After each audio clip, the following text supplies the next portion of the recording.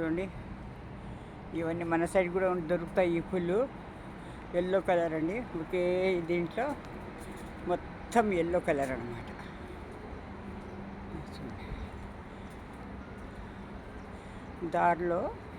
దారి పక్కన పార్క్ పక్కన, ఇది పార్క్ వెళ్ళే దారి పక్కన అనమాట. ఇట్లా ఒకే రకమైన పూలతో ఇంత పసుపు వనంలాగా ఉంటుందండి. ఇది ఒకవైపు ఇదైతే ఇంకోవైపు ఇంకోటి ఉంటుంది. ఒక్కొక్క రకంగా ఒక్కొక్క వేస్తారు. ఈ విధంగా గడ్డి పెంచి బాగా ప్రూనింగ్ చేస్తారనమాట. చేసి చక్కగా పెట్టి ఉంటారండి. చూడండి, చెట్టుకి ఇప్పుడు ఇలా కాయలు వస్తున్నాయి. ఇవే రాలి విత్తనాలు అయ్యి మొక్కలు అవుతాయేమో. ఇవి చూడండి,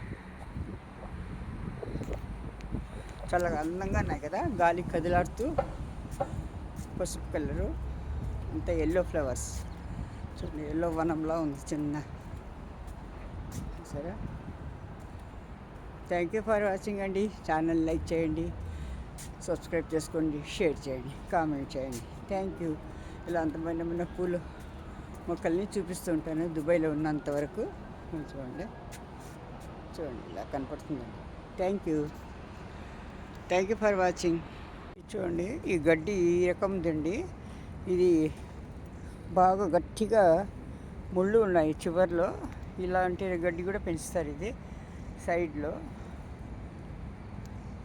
ఇది గడ్డి. ఇది ఎట్లా ఉందంటే ముళ్ళపందికి ఉంటుంది చూడండి. ముళ్ళపంది విప్పుకుంటే ముళ్ళు వెనకాల సేమ్ అలాగే ఉంది. ఆ ముళ్ళు కూడా అలాగే గుచ్చుకుంటున్నాయి. ఇదే ముళ్ళు ఉన్నాయి చూడండి. తేలుగా ఉంది, గట్టిగా ఉంది. ఇది గడ్డి అయితే బాగా గట్టిగా ఉంది. ఇదో రకమైన సైడ్లో పెంచుతున్నారనమాట.